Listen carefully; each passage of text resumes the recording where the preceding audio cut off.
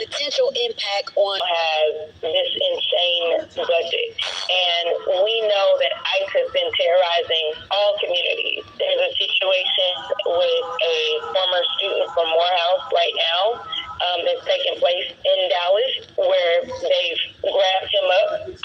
ICE is not supposed to be like ICE is normally just about deporting people. They are not an investigative body that goes out and determines commits crimes and things like that. We have untrained people that are doing wild stuff because, number one, the administration loves it, and two, because literally that's not what they're supposed to do. The officers that are supposed to conduct arrests and things like that, that's your normal police. That's your local police. Now, we also know when it comes down to the Department of Justice, the biggest concern is that they've actually cut dollars around civil rights.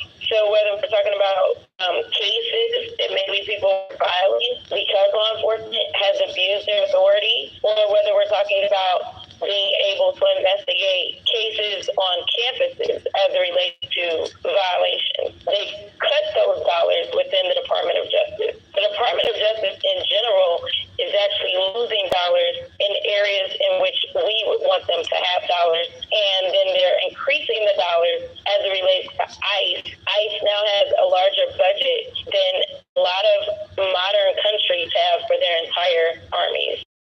Wow. So with this big deal, how does this affect our racial equality as far as the community? Yeah, so again, when it comes down to the civil rights division, they're getting rid of them. Every once in a while, we catch a police department and we're like, yo, you've been violating people's civil rights, abusing people, you out here killing people, doing false arrests. We usually rely on the federal government to kind of oversee and make sure that some of these agencies are acting right. And when they get caught, it's the federal government that enters into a memorandum of understanding. We end up babysitting those agencies that have shown to do wrong. They are getting rid of those memorandums of understanding. It is literally open season on black folks. But that's what Trump said he was going to do. Like, we had talked about this during the election, is that he literally did not want to enforce any civil rights violations whatsoever. Just like his anti-DEI, which for him is anti-black,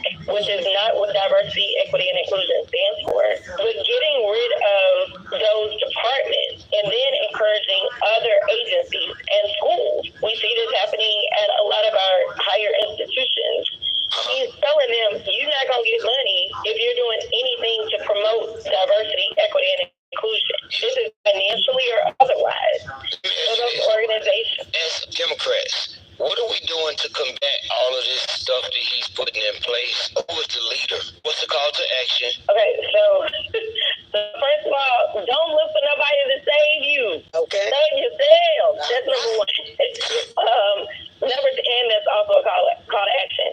But it is important that you understand that the people that are really saving us in this moment are your local elected officials.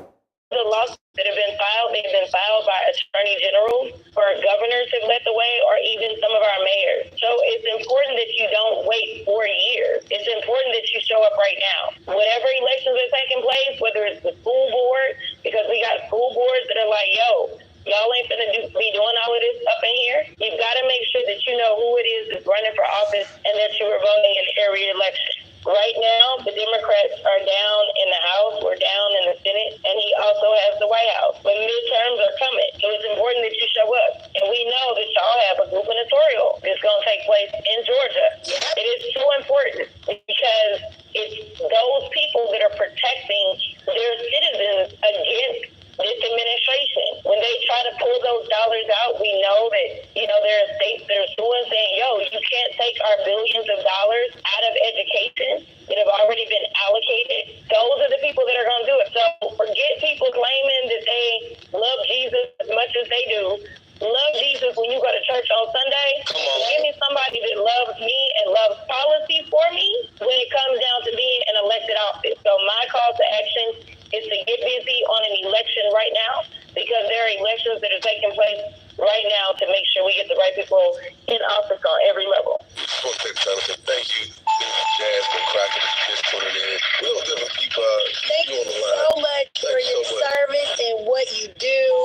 anybody on our weekends are trying to see lawyers, trying to see the U.S. representative, the big dog. Hey, man, we cut you out, Crockett, if she got to. All right, I appreciate y'all. Have a good one. All right, take care. This is the Streets Weekend Countdown with Young Jock, Miss Shanika, and Shorty Shorty.